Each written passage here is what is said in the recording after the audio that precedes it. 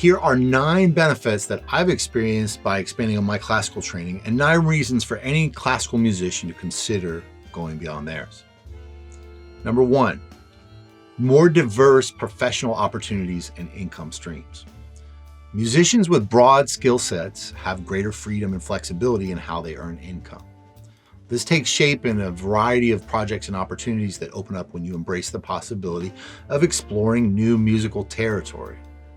Versatile performers can play in various ensembles without being dependent on sheet music, communicate more easily with a wider range of musicians, perform different styles of music in venues outside those typical of orchestral and chamber music, for example. They can earn money from composing, arranging, recording, producing music. And teachers with broader skills can teach more things to more students, and they can provide workshops to groups of students.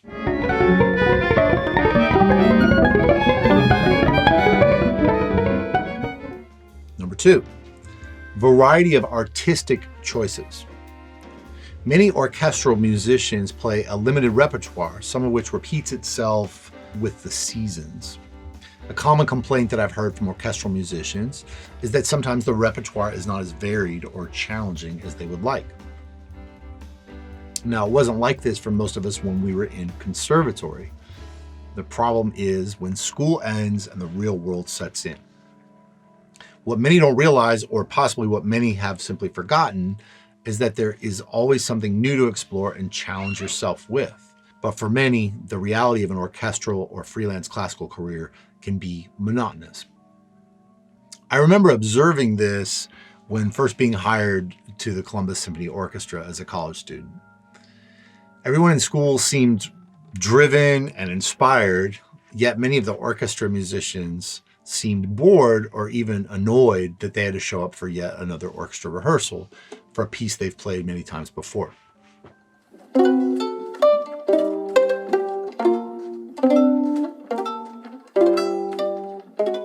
Number 3, connect with more people. Surrounding ourselves with the same people can feel like being in an echo chamber. Going outside the classical music world enables you to connect with other musicians and audiences. Each time I have expanded my personal network with other types of musicians, it's enriched both my worldview and perspective on music.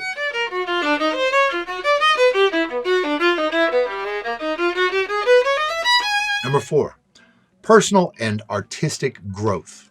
The ability to be flexible and open-minded to new training methods and techniques ultimately translates into the personal realm as well as the musical.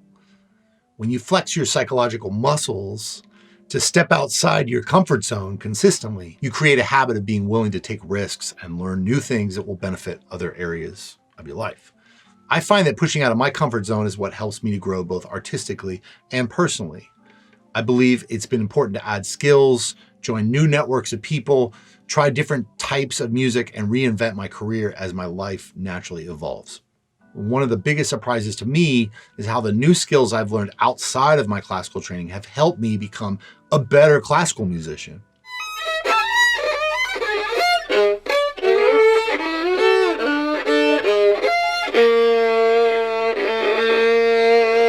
Okay, so number 5, advocacy and entrepreneurialism. When you're forced to advocate for the value of what you do, you're forced to value what you do. Or as my dad used to tell me, you're worth whatever you charge. Many musicians complain about arts advocacy, but they don't necessarily do anything about it. Advocacy requires practice and it takes learning skills. Building your own concert series, festival or outreach programs, playing in the street, filling a private studio, enrolling patrons, creating sponsorships, selling records. These types of entrepreneurial activities enable you to create self-sufficiency and build an audience for your music.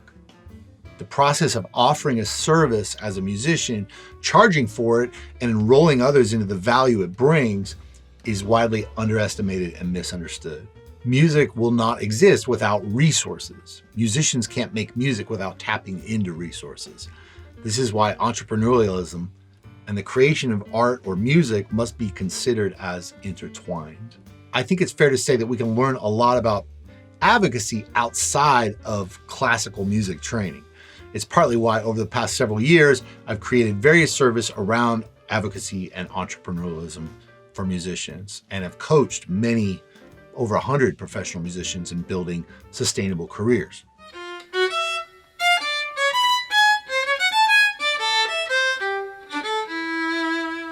Number 6, creative self-expression.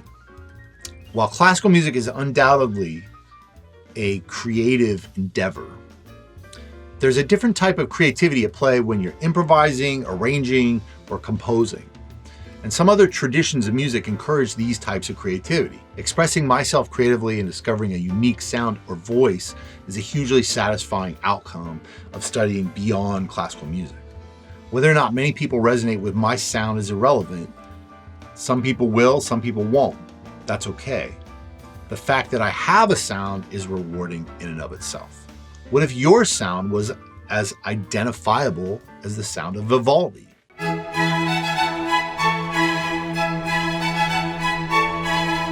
Number 7, sustainable musicianship. Sustainability is a buzzword these days. Sustainable farming, sustainable living.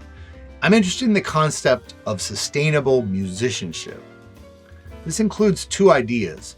For educators and students, the idea that someone can continue to make music throughout their life, after school, whether or not they make a living through music. And for pros, the idea that a musician can sustain their lifestyle through music over a lifetime. This includes the ability to adapt as your life naturally evolves in different phases and places. This is an issue for classically trained musicians because they often depend on external things to make music, such as accompanists, conductors, sheet music, air-conditioned recital halls, etc. They may also depend on external employers, which may seem reliable but may not always be as flexible to the needs and dreams of an individual. By learning to be more musically independent, we can make music under more circumstances and share it more freely with family and community. We can find reasons to be more engaged with music on a regular basis because we're literally creating the circumstances to create music for ourselves. We can change our primary mode of working. For example, while my primary mode used to be touring, I eventually found the lifestyle unsustainable and was able to transition to working more from home. This shift was important both for family and because I wanted to change my lifestyle. Sustainable musicianship looks like flexibility and a willingness to develop a relationship with music that isn't limited or confined and allows for growth and change.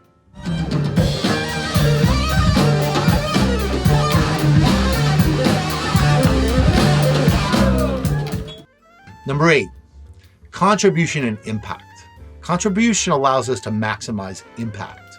When we are playing more music, we're reaching more people. It's so expensive to fund an orchestra. It's also largely inaccessible, and it was found in a 2012 study by the National Endowment of the Arts that only 8.8% of people in the US had attended a classical music performance in the previous year. It's far less expensive to fund a solo violinist, and a solo violinist can make a big impact in the environment. I learned this when I used to practice on the prison yard. You could feel the mood lighten, and in fact, all the musicians playing music on the prison yard created a palpable feeling on the yard of comfort, trust, and overall humanity.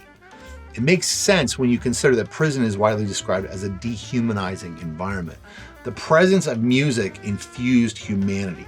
As unlikely as it may seem, some of these lessons I learned about music during prison, they still really stick with me. The experience taught me that I could find more organic ways to engage with music, connect through music, and that there was a deeper purpose for being a musician. My classical training gave me many things, but it also failed to teach me some of these things. Now, 20 years later, I'm more sure of this than ever.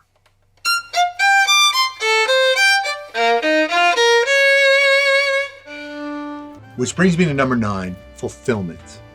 Music is spiritual. It's human. For any musician to thrive, to be fulfilled deeply through their career, it's essential that we hold on to and cultivate our sense of value, purpose, and passion.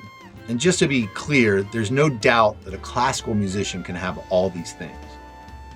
But it was for me going beyond my classical training that helped me to do this. And ultimately, that helped me sustain a deeper passion for classical music as well. I'd love to hear what you think. Please leave a comment below and subscribe to this channel for more great content coming soon. And if you'd like to go beyond your classical training, connect with me through the link in the pinned comment below or on one of these cards that should be showing up right about now here.